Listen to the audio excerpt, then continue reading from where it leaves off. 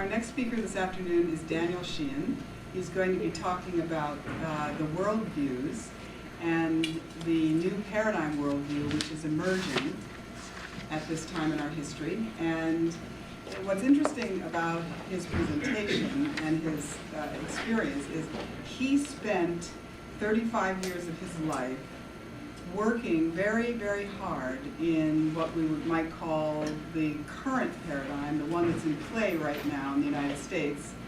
And he has tremendous amount of experience with what it means to be in the them and us dynamic, because he is an attorney.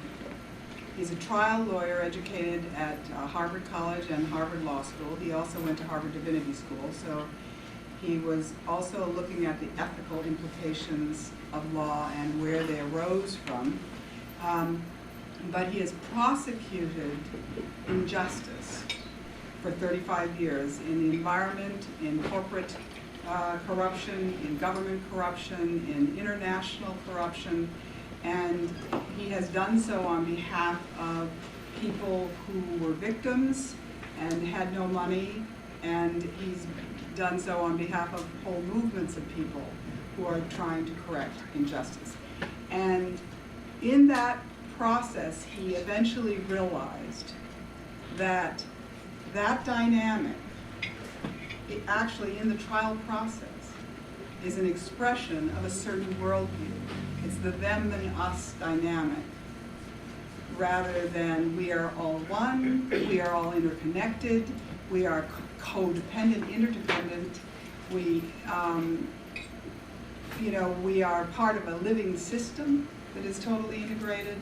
And so as he began to move into this other integrated consciousness, he began to focus his work on how is it that we can come to understand these different worldviews so that we can appreciate how each one of them is part of the whole. That one is not better than the other, and it's just that at certain times of history, one is more appropriate than the others, depending on what the problems are that humanity is addressing or any given culture is addressing. And so it's about understanding, appreciating, realizing they're all part of the whole, seeing how they benefit one country at one time and a different one benefits a different country at a different time. And then looking very seriously at what do we need now. Because the paradigm that we've been in is leading us to global destruction, war, and the loss of our souls. So there's a tremendous number of people now who realize that we need to move out of this one and into one that is life-affirming, that will restore the planet, and that will restore our sense of community and give us back our souls. So I'm sure, and I certainly hope you'll find this interesting. Thank you. Woo-hoo. Thank you very much. All right, let me, in the time that we have together and focused on this thing, I've introduced this during the course of the week we've been together, so you have a sense of the context of it. But I think by way of a tiny introduction, before I can start pointing out certain structures of this new paradigm worldview, I just want to point out kind of the dramatic context in which it arose. Penny, you and I were talking about this today. When I was one of the trial lawyers at F. Lee Bailey's office, Lee Bailey had been trying to get me to represent the Angiulo brothers, a mafia crime syndicate family in Boston. That I just wasn't going to do it. And he was kind of baffled by why it was that I just wouldn't do that. And I had then gone out to Wounded Knee. I'd been called out by the American Civil Liberties Union to represent the American Indian movement, to do the amicus work for them. It was during the occupation back in 1973. And I went out and I was drafting those briefs, etc., during my 1-week vacation from the F. Lee Bailey law firm in Boston. I came back into the office, and Lee called me and said, gee, I heard that you, he asked me to come in the office. I went in the office, and I heard you just got back from Wounded Knee, where that big occupation is going on out there.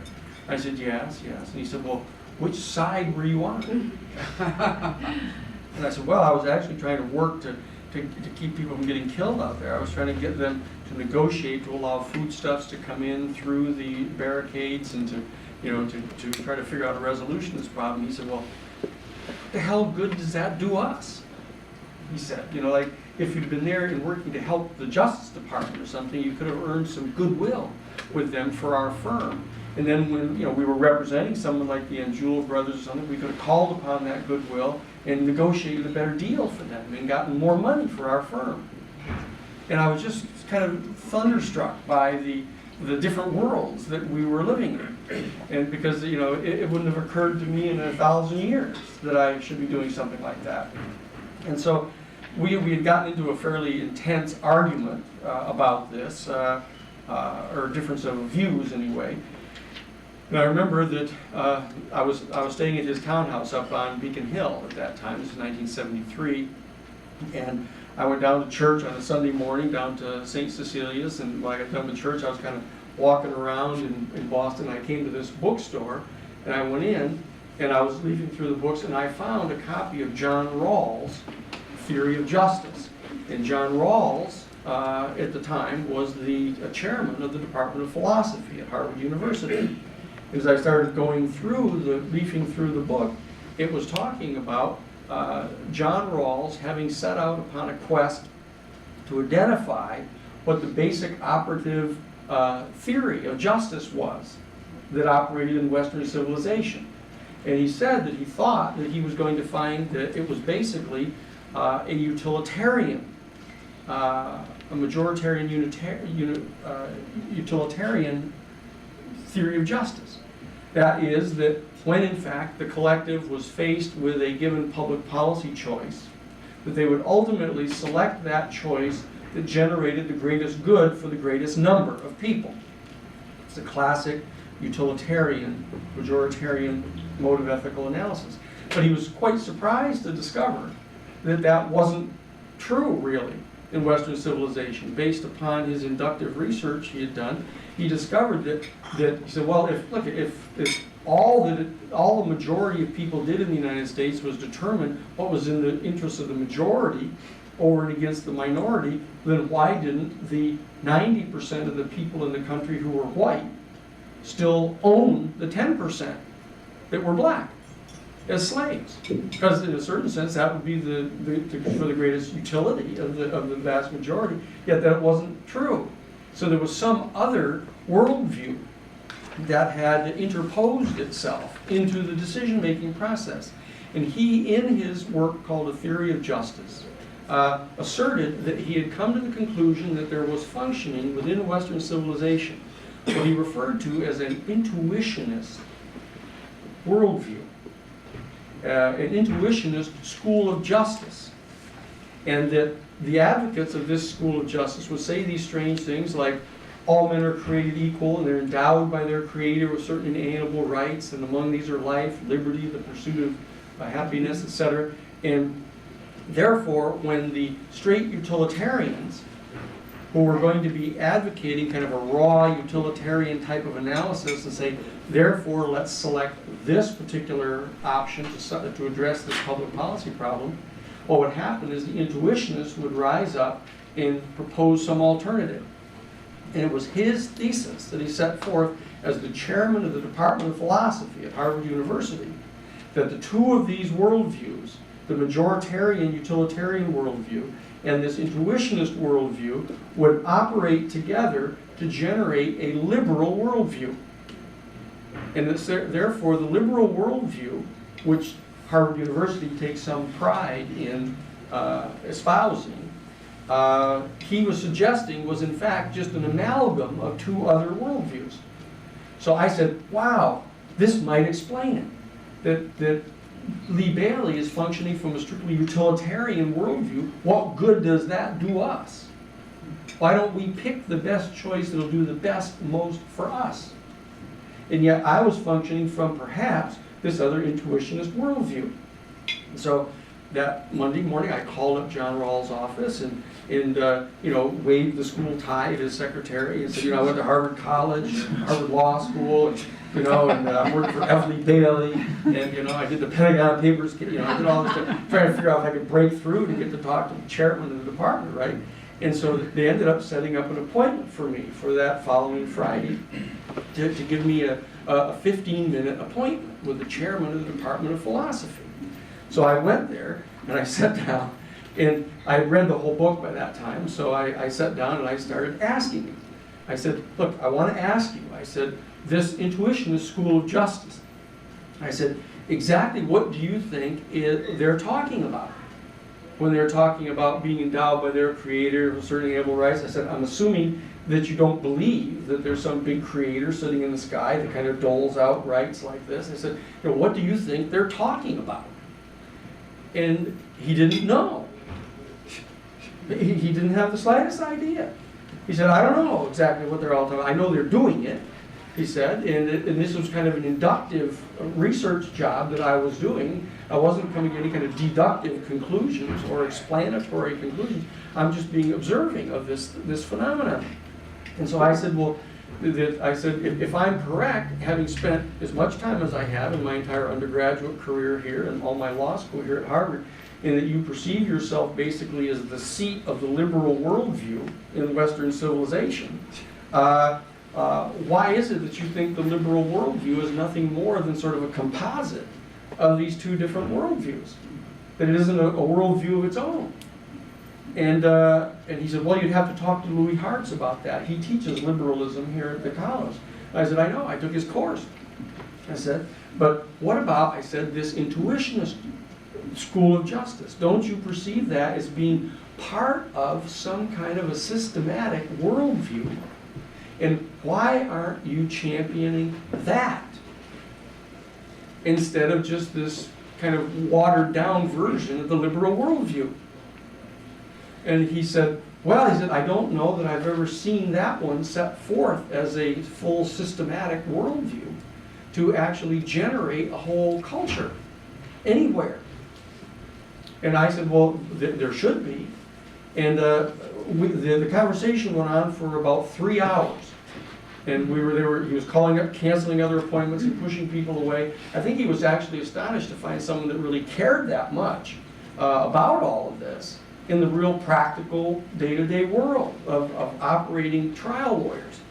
And so he said at the end of the conversation, look, you should come back to Harvard. You should come back and you should do a master's and a PhD thesis on a comparison between these two worldviews that we're talking about here, the utilitarian worldview and this intuitionist worldview, and see what you think about its reflection on the liberal worldview. And so I said, okay, I think I will do that. I wasn't entirely happy over at Lee Bailey's office anyhow, and we'd already discovered in the Watergate burglary case that I wasn't planning to stay there because I wasn't going to go down that road we talked about as to what was behind the Watergate burglary and what they were up to. So I left Lee Bailey's office and came back over to Harvard University, and much to my surprise, found out that I had been enrolled at the Divinity School. And I thought I was going to end up in the Department of Philosophy, studying with John Rawls and going away, but I ended up over at the Divinity School. I said, wait a second, there must be some mistake here. I wasn't applying to the Divinity School, I was applying to Harvard University. And they said, no, that's where Dr. Ralph Potter is. Ralph Potter is the chairman of the Department of Comparative Social Ethics at Harvard University. And that happens to be over at the Divinity School. And so therefore that's where you're going to go.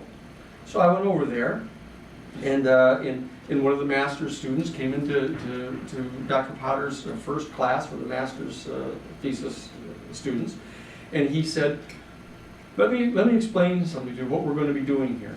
He said, in your master's thesis, he said, the bottom line is, he said, that if you have discovered in your world that things don't seem to be working in a rational way, that you may, for example, be trying to talk to your parents about the Vietnam War, and you're trying to explain to them, now this of course we're boomers, trying to talk to our World War II generation parents about something wrong with the Vietnam War, and no matter what facts you give to them, it doesn't change them.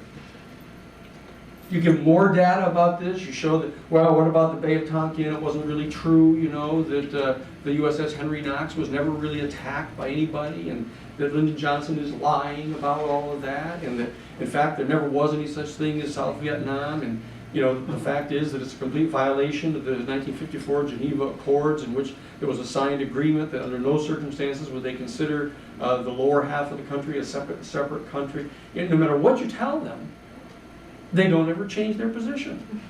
They just think that you're a communist now. And get out of my house. You know, you can recall all those discussions you had with your parents. So the bottom line is, he said, there's an answer to this. You know, there's an answer to this, ladies and gentlemen. It turns out that this is a worldview issue.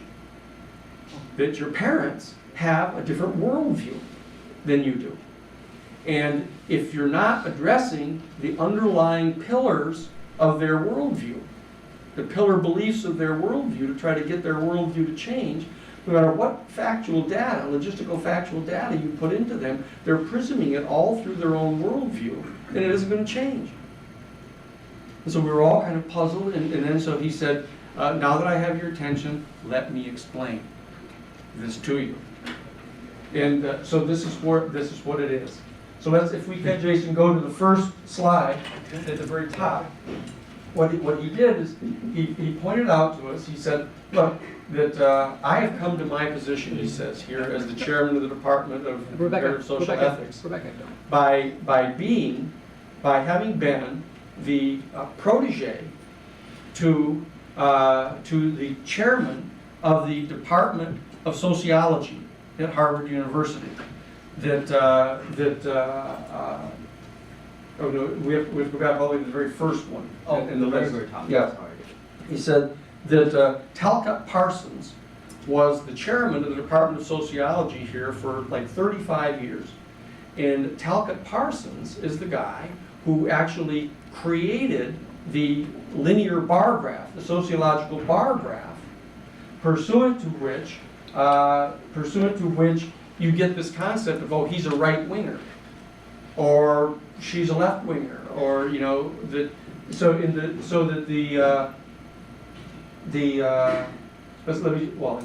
you what he said was that, look, let me show you. Can we find it? I didn't know what page the first one started on. Okay. It was like in the late 200s, right? Right here. There it is, right there. Okay. Oh, that's 5. We'll go to 1. Page up. Okay. So what he said is, look, what Talcott Parsons did is Talcott Parsons developed a linear bar graph, a sociological bar graph, in which he said, look, what we're going to do is we're going to do a kind of a worldwide inductive set of researches. So that we're going to take people's information and stuff, and we're trying to see if any patterns develop from this, to see whether people have some particular kind of coalescence of beliefs that will actually generate a worldview. And what he discovered is, he said, well, hopefully we can place these along the bar graph so that you can determine relative to one another how they relate. And what he said, the first one that he discovered, if we can get number 2, Jason, he said, is that at the far right end of this particular continuum, he said, or number 2. It jumps pages once it, yeah. Okay, what he's discovered is he asserts his postulate that there are basically 5 specific worldviews, said Talcott Parsons. That there are these 5 very specific coalescences of belief systems that will in fact fall along the continuum. And if we get number 3, he said, and the first one, he said, of which you go to, is what he called just simply, kind of descriptively, the right systematist worldview. This is at the far right end of the spectrum, and these are people who, in fact, have a completely systematic view of the world. And they're at this end of the continuum. And if we see the next one, he said, what we have at the extreme opposite end is, not surprisingly, left systematists, he says. And then, next slide, he says, then just inside of the right systematists, you find what he calls right marginalists. It's just completely neutral type of descriptions. It doesn't tell you what they believe. It just tells you that somehow they're inside. They're to the inside of the right of the right. Sorry, That's all right. No, of the right systematists. You get your right marginalists who it's just up a little bit more. It's the page breaks. It Yes, I know. makes you leave. I know. Go down. Bottom of Okay. it. Oh, that's. Okay. And he said that he Danny, said do you have one that just has all of them on it, and then you can just? yes, but that's yes we do. But so you have your right marginalists that fall just inside your right systematists, and then you might guess, without having to go to, you have just inside your left systematists, you have left marginalists, and then he says then these are your left marginalists, and then he has what he calls middle marginalists. So you have right systematists, left systematists, right marginalists, left marginalists, and middle marginalists. So what he did is we began to work with this, and what we discovered is that what I kept saying is, wait a second, this doesn't seem to really explain everything. As I started looking into it, trying to figure this out, I said, it's my opinion that in this there needs to be two additional worldviews. That you have your left systematists, left marginalists, and middle marginalists, but that there's actually a left middle marginalist position and a right middle marginalist position, which end up being the classic liberal and conservative worldview that has now become traditional. And that when Talcott Parsons was doing this, he hadn't really come to the full realization that there were two other worldviews. And so as we began to work with this, Ralph Potter said, and we can ignore this now, the rest of this, it's a little too distracting, I think. So what he said is that Ralph Potter had become the head of the Department of Comparative Social Ethics at Harvard University because he probed into the question of saying, well, what are the core beliefs that cause a person to end up being in one or another of these schools of thought? And what he did, they developed a thing they called Potter's box. It's a big four square. And he said that there are four fundamental, basic, pillar beliefs that will determine which worldview a person is in. And these harken back to the fundamental cosmic questions that they had on his chart the other day. But the technical terms for these are, first of all, he said one of the most important pillar beliefs of an individual is their cosmology. And that is the question of what people say is, where did all this come from? Has the universe always existed? Was it created at some particular point in time, or did it somehow come into being at some particular time? Is it going to end? Is it going to be here forever? What's going on here in the most fundamental sense? So it's a cosmic question, the cosmological question of how did our physical universe come into being, and what are the rules or principles pursuant to which it came into being and appears to be continuing to operate. That's the first fundamental question that a person has to ask in their life. The second question is what they call technically teleology, or is there any purpose for this? Is there some reason why the universe has come into existence? Is there some direction in which it's unfolding? Is there some purpose for it?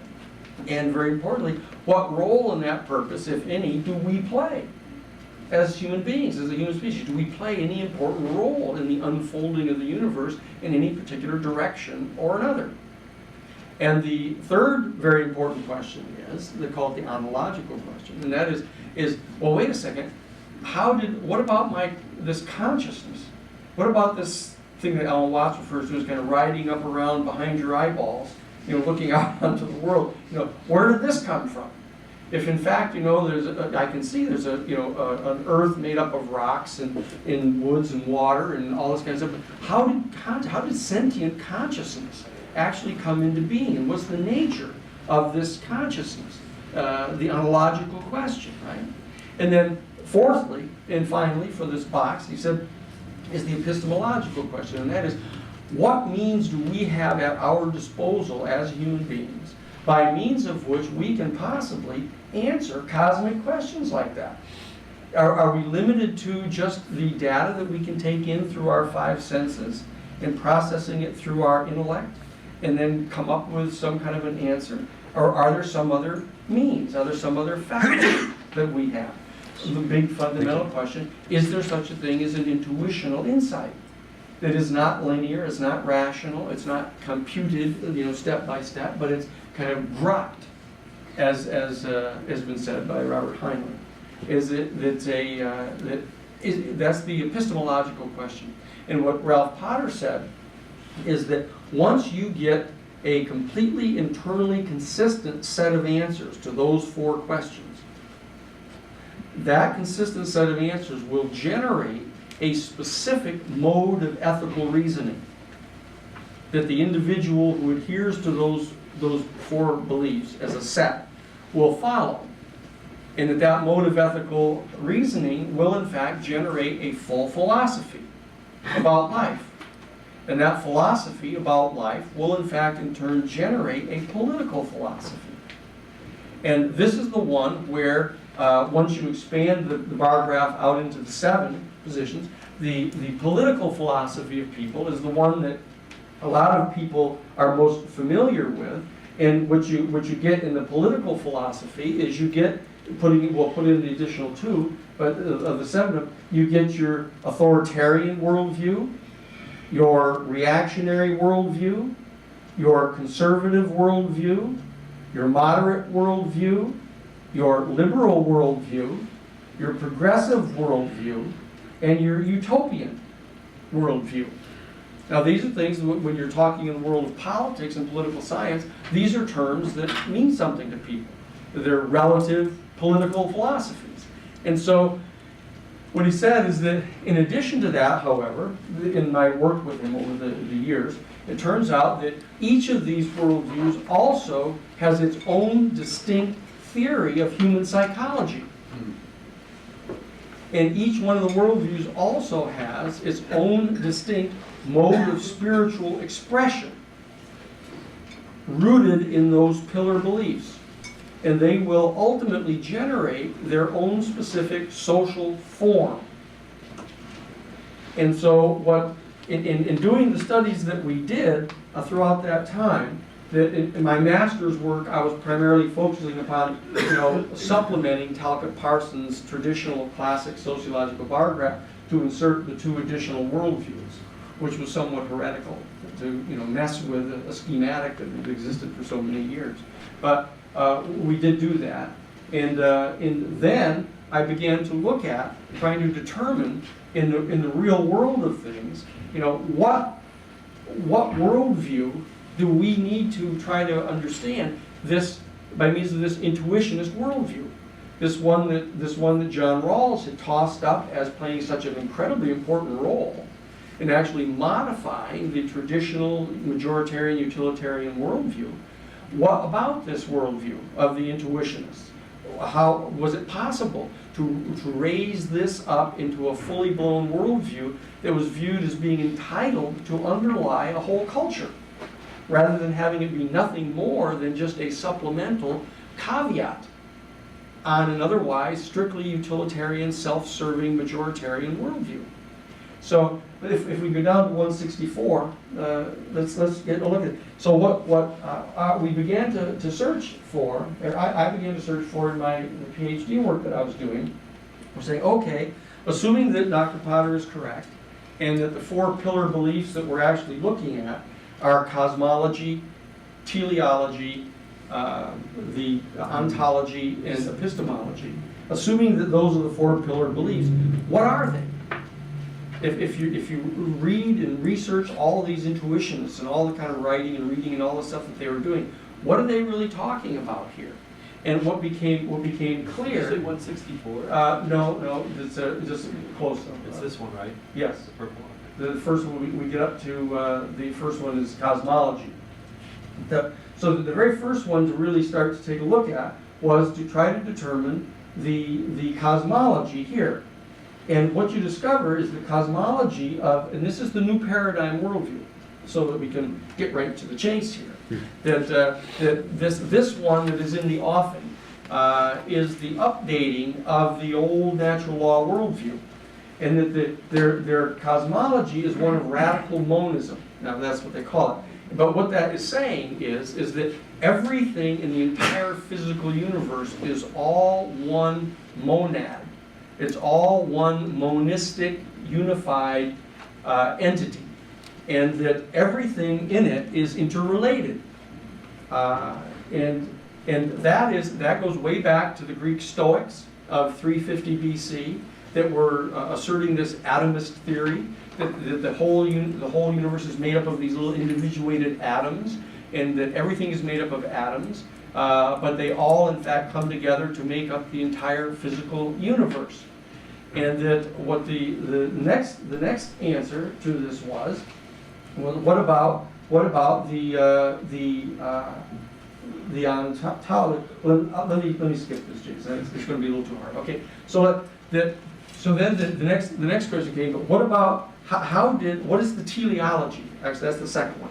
If in fact the universe all exists as one huge monad, what's it doing?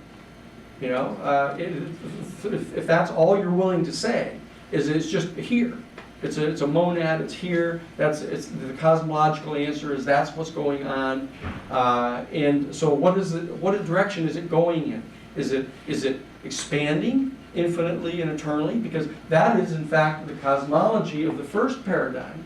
The first paradigm cosmology is that every single material in the entire universe is disintegrating. Every element is disintegrating into its smaller constituent parts pursuant to its rate of atomic breakdown. And it's disintegrating, and the entire universe itself is expanding out and away from a central locus of a Big Bang, because their cosmology of the first paradigm is the Big Bang theology, or cosmology, that it just sort of bang, happened like that. And from that point on, it's all expanding out and away from the center of the locus of this Big Bang. Every element is disintegrating, and ultimately, every ultimately irreducible integer of matter in the entire physical universe will stand apart from every other one, and will still continue to expand beyond that. And so that it will disintegrate into nothing. Now, on the other hand, the radical monist worldview, the cosmology of the natural law worldview, is that there is, in fact, at the moment, a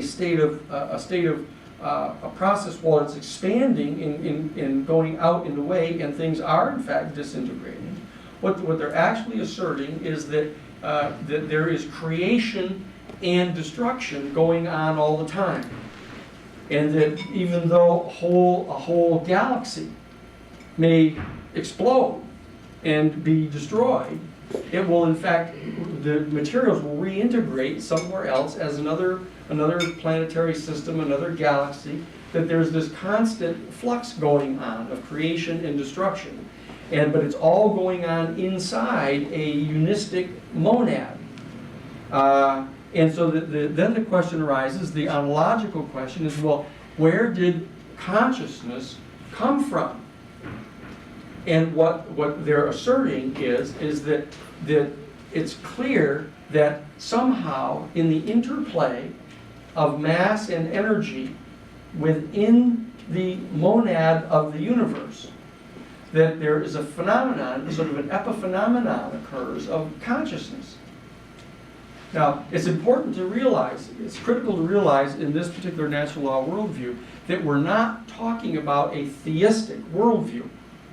The theistic worldview, which is the seventh paradigm worldview, one full category step to the left, is one that postulates that our whole physical universe came from an infinite and eternal sea of completely undifferentiated consciousness that pre-existed the entire physical universe, and that somehow, for some reason, within this otherwise eternal and infinite sea of entirely undifferentiated consciousness, somehow some nodule of differentiation occurred. some type of anomaly occurred in the midst of the otherwise completely uniform consciousness that set up a disequilibrium. And that disequilibrium generated a field around it of disequilibrium, which generated another disequilibrium. And it began to generate the precursors of matter. And that evolved into the entire physical universe. And so that is a different set of cosmological assumptions than the natural law worldview.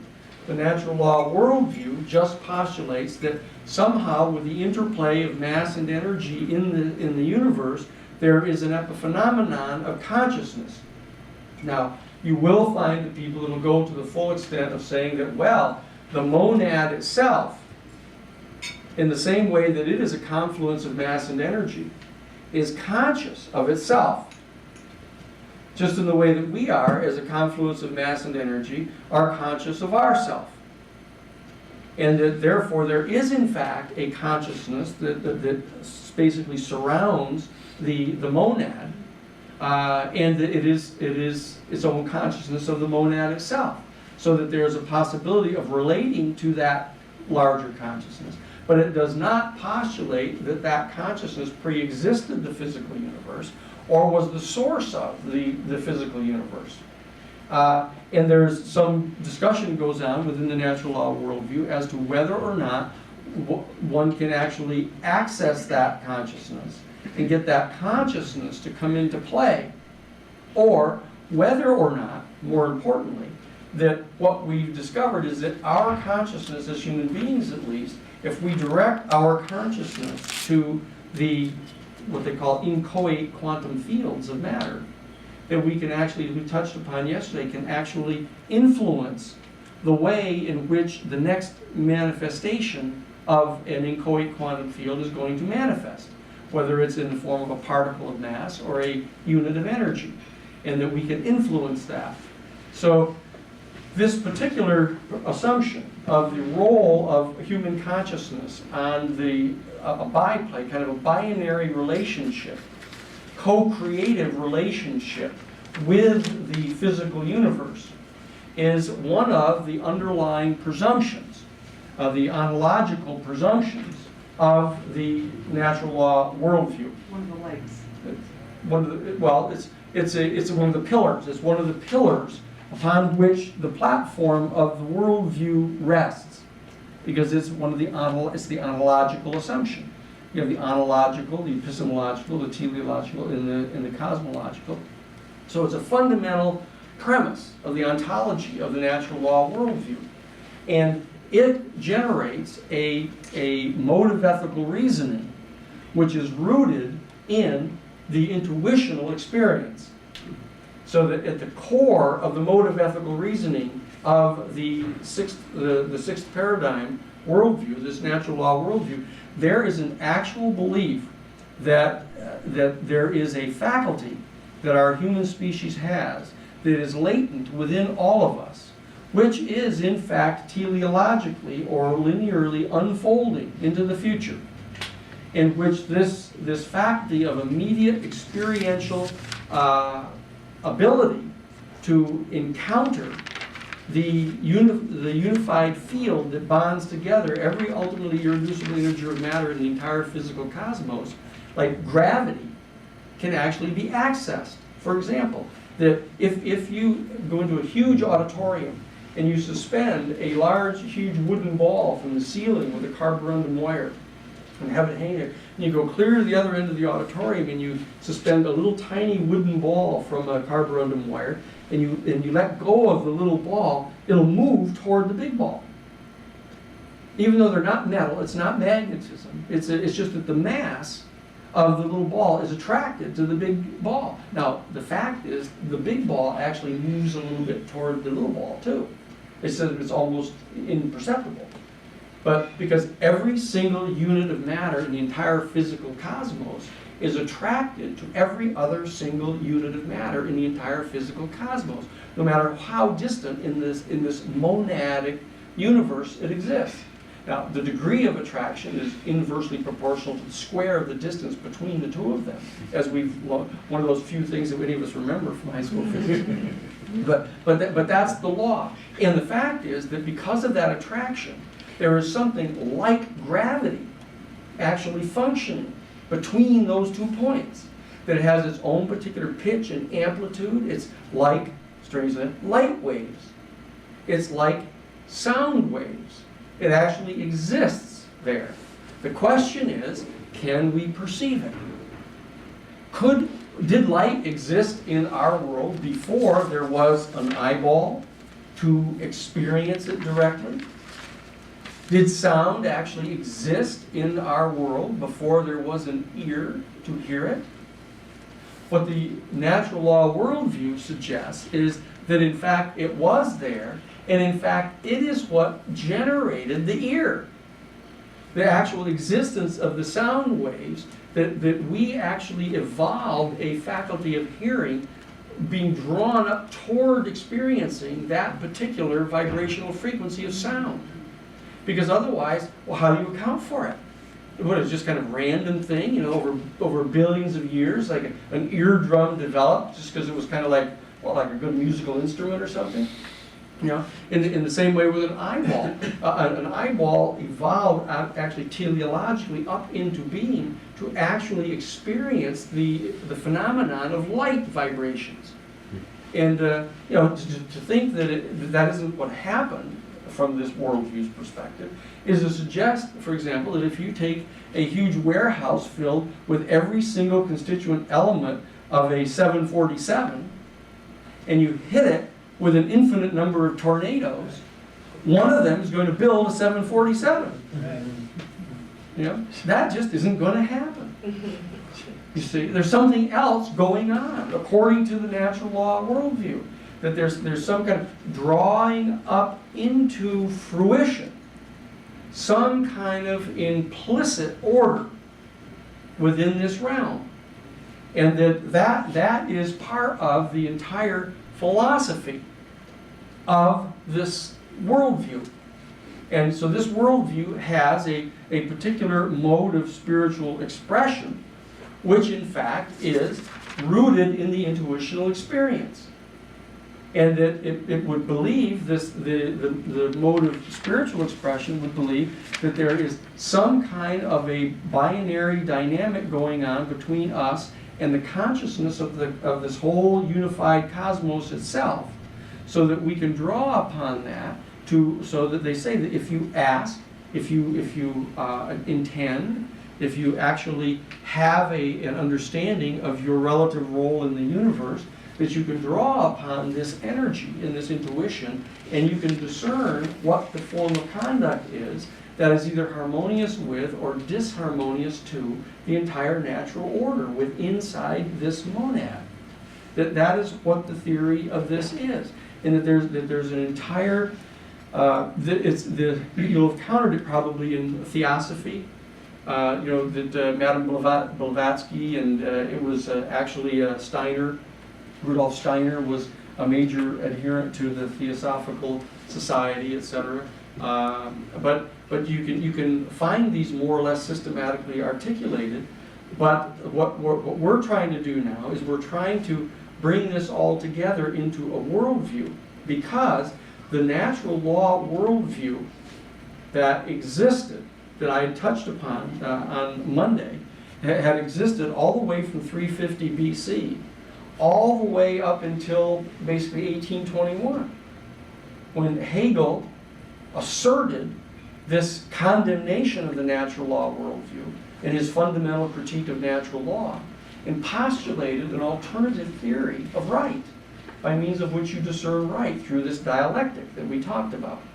And what I'm suggesting is that whatever the limitations were of the natural law worldview that existed up until 1821, which there were a number of, what I'm suggesting is that given the discoveries in the field of quantum physics that were made between 1923 and 1926 by Max Planck and the other associates that were working all together, there were 3 or 4 major discoveries that we have found that actually undermine in a fundamental way the strictly materialist worldview, which is the classic Newtonian Cartesian worldview of action and reaction. The world made up of little individual atoms like billiard balls, and that if you only know the exact impetus that was put to one of these particular billiard balls when it hits into the rest of them, you can predict every single thing that's going to happen. It's a completely mechanical universe in which there's predetermination. If you could just get enough data.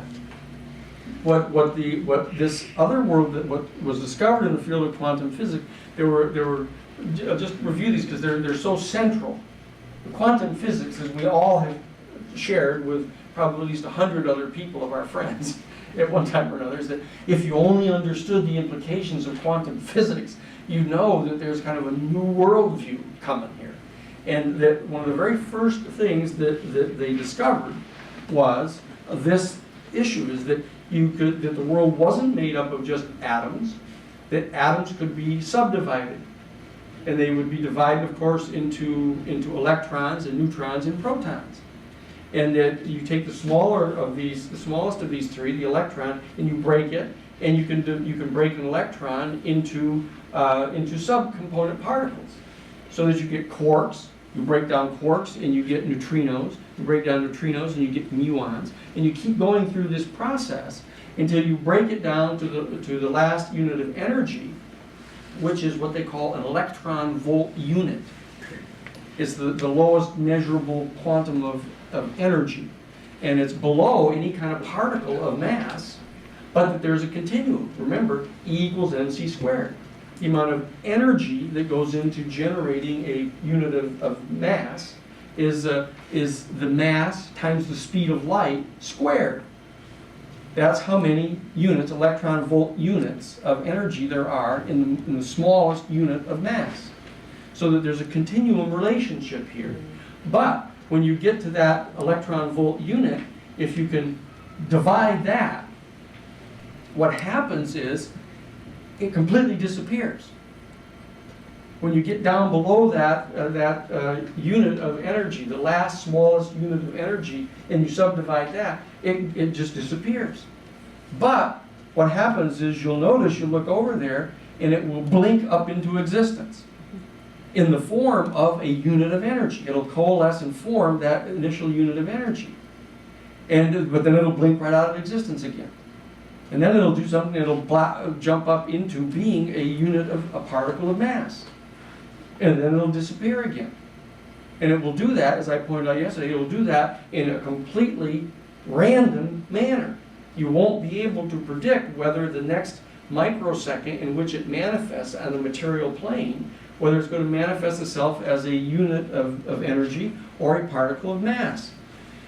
But what they discovered is that if in fact you direct human intentionality to that inchoate quantum field with the intent that it manifests itself as either of those things, a particle of mass or a unit of energy, if you do that, they can tell that it will in fact affect the way in which it manifests, and that it will alter the otherwise random pattern of manifestation in a way that is statistically significant.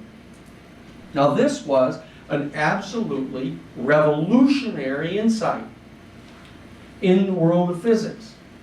And the other thing they discovered is if you take one of the smaller units of matter and you put it in an electron, an atom smasher basically, and you propel them toward each other at the speed of light, and they hit each other and they split, what they'll do is they'll break into two particles, and if you can channel them off in these vacuum tubes at the speed of light in opposite directions from each other, but that you direct either some kind of a magnetic field or any kind of a force to one of these traveling away from the other one at the speed of light.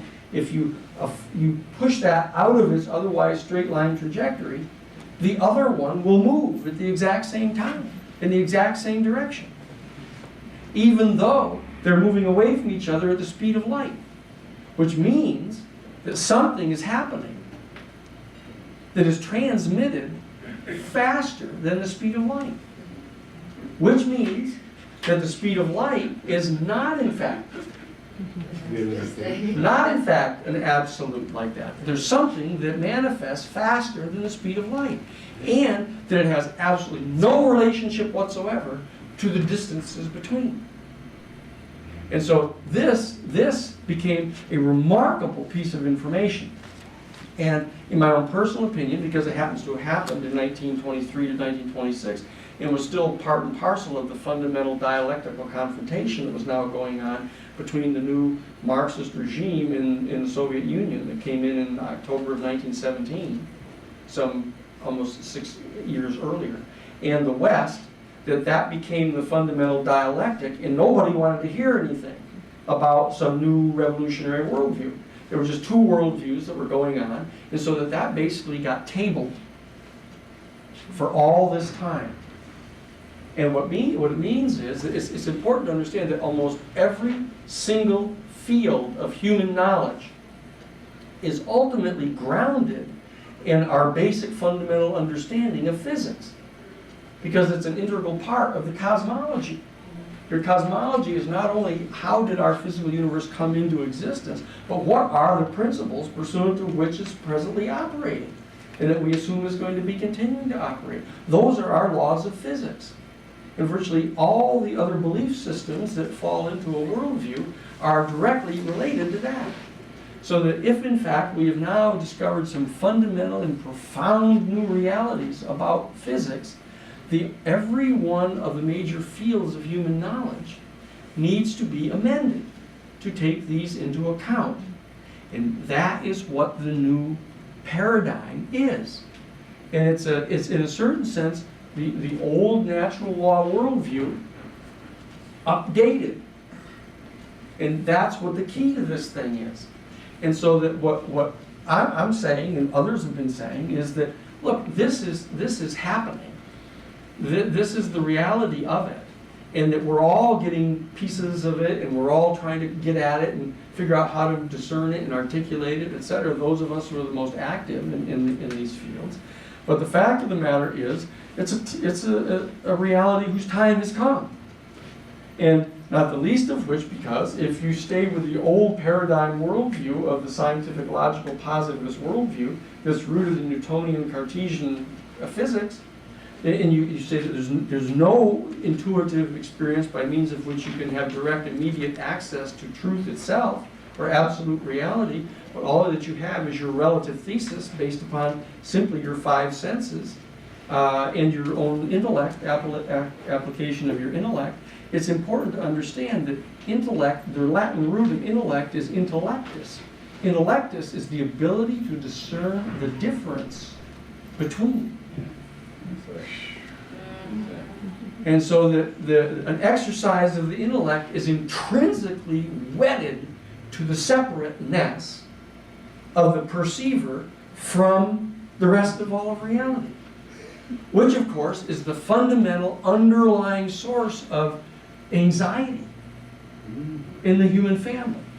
Because at the point in time when we evolved from Australopithecus into Homo erectus, gifted with this great intellect that distinguishes us categorically from Homo erectus, theoretically, that what it did is that while on the one side it was a great gift, the ability to have intellect where you can discern consciously the difference between yourself and another entity enables you to determine the difference between yourself and myself, the difference between yourself and myself in the wall, the difference between yourself and myself in the wall in the outdoor porch. So it begins to give you the ability to discern some type of linear progression, and that you can therefore make relative judgments about how to project that into the future. And you can start to make linear, rational judgments for the purpose of control, for the purposes of getting control over this, standing outside of the reality of it and getting control over it and dominating it. And so therefore it's a very useful tool for the human species, to the point where we've actually used it as the point of demarcation for our entire species, is the point at which we developed self-consciousness. the consciousness of ourself as separate and apart from the entire rest of the cosmos. And that we become the central locus of reality, and we relate in a bilateral manner to every other entity in the universe. But the fact of the matter is, it gave rise at the same time to this overwhelming sense of anxiety, a sense of separateness, but for this other faculty. With every single mutation that's ever occurred, that there are mutations that flash into existence, but many of them flash into existence historically prior to the time that the environment is capable of sustaining them. Unless there's community will all help sustain you. But for example, it's Jesus and Buddha and the others, the great mystics, that in fact, they were in fact individual human beings born with this faculty fully evolved. And that because of that, they had certain types of charisms where they were capable of doing it. And that is why Jesus Christ was the good news. Just like Muhammad was, just like Buddha, he's misinterpreted, but just like Buddha was, just like all the great mystics are. They are the good news to the human family, that this is what's coming. This is where we're all going if we only stop and don't destroy ourselves. That there's this process. And in fact, they try to teach us over and over and over again. There are certain things that we can all do to stimulate the strength of this particular faculty. Just like we were talking the other night, Sally, that you can train your hearing to sit in an empty room with a little radio, and you can turn the radio down and keep on meditating and listen to it. Turn it down a little further, listen, meditate for another little while on it. Turn it down further. You can get it turned down to the point where nobody else in the room even knows it's on. But over weeks of training your hearing, you can hear exactly what it's saying. And the same thing is true with your other faculties. And this particular faculty, they've said over and over again, there are certain things that you can do that will strengthen this faculty. Has to do with meditation, has to do with clearing the mind, has to do with stopping the chicharari, sitting and bathing yourself in the universe. There's diet. You keep the poisons out of your body, get rid of these. Eat completely healthy organic foods. There are certain things that we can do. And don't keep exposing yourself to these super stimulants, which even include, to some extent, sexual activity all the time, which is quite a rush when done correctly. And it's very distracting and creative. That's right. And so that the lessons have been around all this time, and they've been left right out in the open. Like this, by the great mystics trying to tell us that the good news has come. The good news is here. And that's why he said over and over again, look, he says, that while what I tell you is important, it's not the most important thing. The most important thing is what I am. Know what I am, not just what I say. And that is the key to understanding the new paradigm. Because what's happened is the institutions and our culture and stuff have tried to pretend that these are absolutely, totally unique individuals, that nobody's like them, we are not intimately related with them, and you have to worship them and praise them and listen to their interpreters who will tell you how to act, but you're not involved in this. You're not involved in knowing directly. In fact, they crushed as a major heresy of Gnosticism. Gnosticism was the assertion that we had access to the gnosis, that we could actually access this thing, and we could all participate in this thing. This is the fundamental underlying premise of democracy. This is the fundamental underlying premise of individual human rights. It is the premise that lends absolute total value to every single individual, regardless of their level of intellect, regardless of their access to resources, regardless of their social status or history of family life. Every single person is endowed with this faculty. And because of that, they are of absolute value. And because of that, they have the absolute right to participate as full members of the decision-making process about the community of which they're an integral part. And so what I'm saying is that this is the core of the natural law worldview.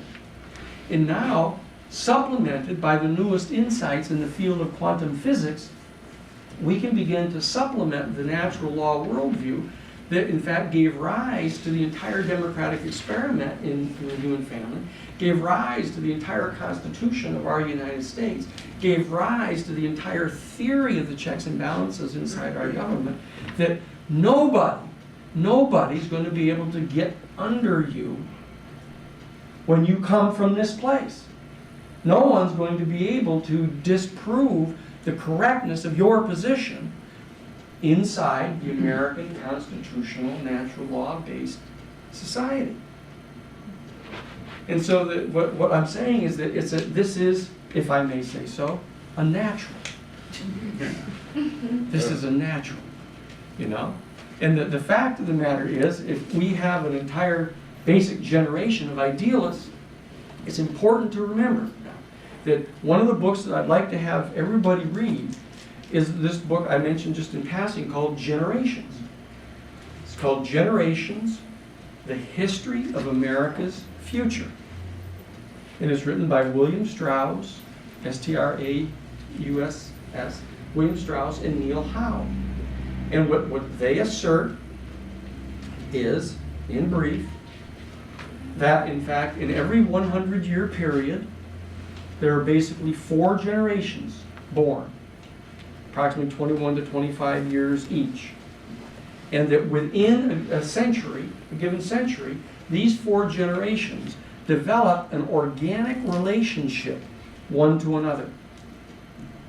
And that one of these generations is an idealist generation, which I'll explain the details of in a second. The second one that follows behind it, not as their children, because they're only, the oldest of them are just 21 years old, and most everybody else are still kids in that generation after only 21 years. But there's another generation that comes right behind them that is a reactive generation.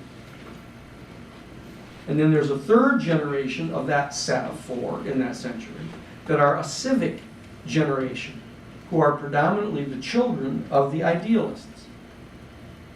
And then there's a 4th generation in the set, which is called an adaptive generation. And they are the children primarily of the reactives. And that you have this set that occurs within a 100-year period. And the classic criteria for identifying an idealist generation is that the idealist generation begins to be born into the world right at the point at which the world has successfully resolved the major secular crisis that confronts the human family at that time. And right when it's effectively resolved, the new generation starts to be born. And they're born into an atmosphere of great expectation and positive confidence. That there's this rising sense of elan and a can-do type of attitude. That we can get anything done that we want. We can succeed if we work at it hard enough and apply ourselves, etc. And this whole idealist generation rises up in that atmosphere at the close of the successful resolution of that secular crisis. And that they go on to the point where they get to be 18 years old, 18 to 21 years old, the eldest of them.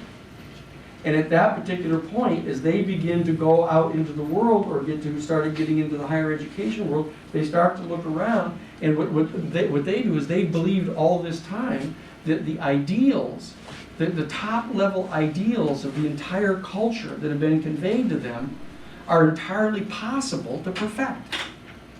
That's what makes them idealists. But they get to be 18 to 21 years old and they start to go out in the world and they start to become educated. They look around and they say, wait a minute here. Something is profoundly wrong. It turns out that this entire generation of our mothers and fathers who've been teaching us all of these ideals are not practicing these ideals at all. They are hypocrites. They are teaching us that they should live in peace, but they're invading Vietnam. They're teaching us that we are the champions of democracy, but they're supporting totalitarian regimes around the world. They teach us that they should be telling truth and electing the best possible representatives. And they all lie, and they cheat, and they connive, and they steal from us. They're all pursuing their own narrow financial best interest. This is really awful. And so what they do, however, the idealist generation, is rather than abandon the ideals, they gather together and confront the hypocritical generation with their own ideals. And they gather together basically as a tribe, as a generation, a tribal generation, and confront the hypocrisy of their own time. And there's a decade that goes on for 10 solid years during which this occurs. And they are critiquing and condemning and going through this whole process because they're basically throwing a temper tantrum. You know? Which generation? This is the idealist generation. Should that be the boomers? The boomer. This is the boomers. This is obviously what they're suggesting is that what they're suggesting is that the baby boom generation is in fact the idealist generation of the 21st century. And that the previous idealist generation that occurred approximately 85 to 100 years ago was in fact the progressive generation that rose into its ascendancy from 1890 to 1917 in that period of time and generated the Chautauqua movement in the United States. And they generated the whole progressive movement, the suffragette movement, the labor movement, the abolitionist movement. Well, it was the post Civil War civil rights movement, actually. Right. Okay, and that prior to that time, it was the generation that rose up against England in the American Revolutionary War. You know, and these were the people that that was in prior to that time. That was in 1776 in that period. But prior to that time was in fact the royal, what they call the Glorious Revolution. It was a whole generation that rose up in Europe and rose up against royalty. I said, this is absolutely outrageous, you know, that you can't do this. And they lost out. And so they then left and came to the United States, or came to the new continent. And in fact, they were completely egalitarian, brother this, sister this, coming to establish New York, New England, the shining city on the hill, all shared all their things collectively, held things in common, etc. And it's the same thing over and over and over again, because what they're suggesting is that they are using as the source of their ideals. They're using as the source of their ideals this very intuitive experience. But what's the time between 18 and 21 of the idealists? That between 18 and 21, for example, it was the beginning of 1965 that when the eldest of the baby boomers began being born, actually in November of 1942. It isn't at the end of the war when all the guys came back. It was in fact November of 1942 with the victory at the Battle of Stalingrad. At the Battle of Stalingrad in Russia, the German army was broken in front of the gates of Stalingrad. And the Nazi effort at world domination was over. And the United States had already beaten the Japanese at Midway. And so from that point forward, it was all a matter of mop-up. It was a matter of finishing this off and getting it finalized, crafting how the world was going to be at that point. But those who began to be born in that time became, and that's why in the United States there are 82 million members of the idealist baby boom generation. And then what happened is that the reactive generation set in after 1965 to 1975, when the 60s actually took place. And what happened is that the previous World War II generation, who had successfully overcome the major secular crisis of the 20th century, which was in fact the rise to power of the monopolists and the robber barons, who had basically established complete control over the economy and were hogging all the resources and not distributing them in such a way that the entire economy collapsed and generated the world wars. But that's what this was. The world wars were a result of that particular phenomenon going on. And they ended up being successfully resolved. That secular crisis of the 20th century was resolved basically in November of 1942. The idealists began to be born. But what happened is that the idealists were challenging, based upon the ideals that we had been taught, were challenging the hypocrisy of the World War II generation.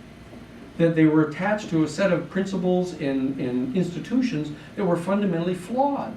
They were not fulfilling the ideals that they had promised they really would. And that was the modality of the critique that was being generated against them. But what happened is, rather than relent and modify the institutions pursuant to the critique, what they did instead was held on to the woodwork and challenged them and pushed off the kids and beat them in the streets of Chicago and did everything else, and spied on them and declared them to be fellow travelers of the communists and everything else. And what happened is that they then also began, the World War II generation, trying to indoctrinate the next generation. Whatever you do, don't go there.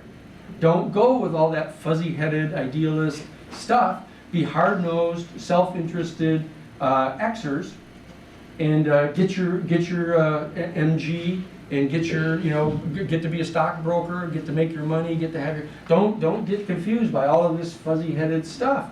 And that is the fourth time that this has been done in this pattern, to generate this type of a reactive generation.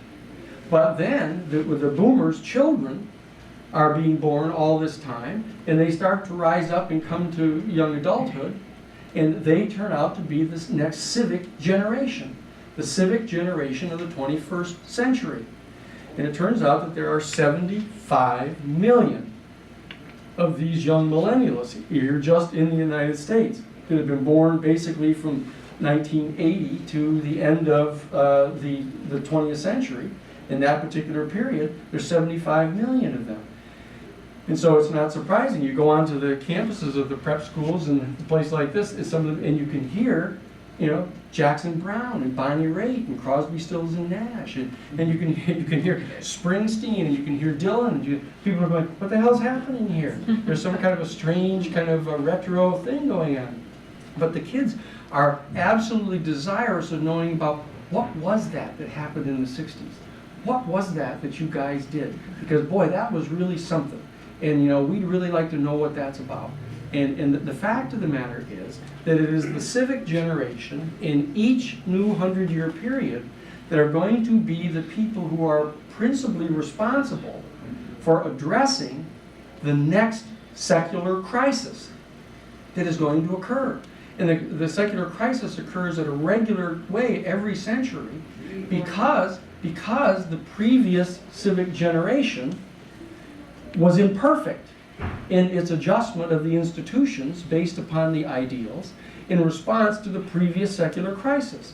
They only integrated them partially, and they only fixed them partially. And so therefore, pregnant within those imperfections comes the later secular crisis, which we're facing now in the form of global warming, and what we're facing now in the terms of them trying to establish this new alliance where they're having a big debate going on right now. As I pointed out before, there's a huge debate going on right now at the end of the Cold War with the collapse of the antithesis that rose up against the 19th century thesis that I talked about the other day on Monday. And there's a big crisis going on as to what the worldview is that's going to be adopted now to attempt to address the upcoming potential crises if we don't get past the old flawed institutions. Because the old flawed institutions, in addition to generating massive global warming, are in the process of trying to put together some kind of a Western alliance, a Caucasian-based Western alliance, which, not coincidentally, is being interpreted as you remember the other night, the clash of civilizations. When George W. Bush, in the midst of the path to 9/11, came on and said, there's this major crisis facing the world, and some people call it the clash of civilizations. But I call it actually a war on behalf of civilization itself, he says. Okay? This is the coming crisis. But the actual civilization that they're really the most worried about is China. You know, and that's what the Western civilization is basically trying to get itself ready for, is this major confrontation, because the actual term, the Clash of Civilizations, comes from Samuel P. Huntington's major essay that he wrote in 1993. That he wrote this major essay in Foreign Affairs magazine called "The Clash of Civilizations and the Remaking of the World Order," and that's where the term comes from. And that's talking all about China, how China is going to be the rising Asian empire of the 21st century, and that Western civilization has to prepare itself, or, he says, they will be overwhelmed economically, culturally, and ultimately militarily by this new Asian empire. And so therefore we have to mobilize to get ourselves ready, they say. So what we're looking at is the coming onset of this new secular crisis of the 21st century.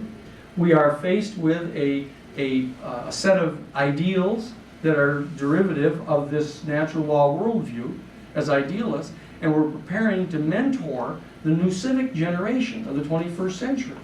But what we are talking about here in this gathering is how do we more precisely identify this new worldview? How do we more precisely integrate into the traditional natural law worldview upon which our entire theories of democracy are predicated, based upon the newest insights from the field of quantum physics, and generate a clearly explicatable new worldview that can inspire and mobilize not only the millennial generation, but the rest of our idealist generation and those in the X generation who can hear, to mobilize these extraordinary and unique demographic assets that we have of 82 million boomers and 75 million millennialists. That's 162 million Americans in the face of only 300 million Americans. If we can mobilize just the plurality of these two generations behind a clear set of principles, policies, and programs that flow directly from the major premises of this natural law worldview, the four pillar beliefs in their political philosophy, that we can in fact mobilize. And as you said, Robert, the other day, that when you look at the answers to these questions, that while they're somewhat soft, the answer to these questions, people who are desirous of motivating people, inspiring people, organizing people, getting people out into the field to mobilize, will tend to be a little more hard about the definitions, a little clearer, a little more intense about the definitions, because in a sense it's necessary in order to have mass communications and appeal to have a higher level of clarity than one might in just a room of intelligentsia where you're discussing the kind of nuances of categories, etc. But that type of clarification, that type of codification is essential to the mobilization and inspiration of huge mass movements that are necessary to do. But we have to be cognizant at all times, as you point out, Jason, not to get carried away with the absolute truthfulness of just this particular category we've got. You need to be subject to nuances, etc. But the primary and principal mission that we have to be on is the articulation, first the careful discernment of the principles and policies and programs, and then the mobilization of them. And that's why I wanted to share with you these worldviews, this one particular worldview, and that we can at other times as we go on compare and contrast the other worldviews, not because they're wrong, not because they're bad, but as Sara pointed out, it's just clear that the lower manifestation of the second paradigm dialectical worldview, when presently armed with thermonuclear weapons, a dialectic played out through the exchange of nuclear weapons on our planet, is really bad for all living things. And so that it's just inappropriate at the present time. So we need to transcend that older worldview, not to demonize it or attack it and get trapped in a dialectic, but just to educate people so that we can inspire people to move to this worldview that is unitary and unifying and natural law based and healthy for all living things. So, that's Rvml Resource Center is a volunteer-operated federal 501c3 tax-exempt nonprofit organization. Rvml is dedicated to providing easy access to a comprehensive collection of information on a variety of metaphysical, spiritual, and personal development subjects. Rvml accepts and appreciates all donations. Material and monetary contributions are fully tax-deductible. This recording is not copyrighted, and permission is granted to broadcast, exhibit, or duplicate all or part of this program for non-commercial educational purposes. This live presentation was organized and presented by the Rogue Valley Metaphysical Library and Event Center. For more information, please visit rvml.org.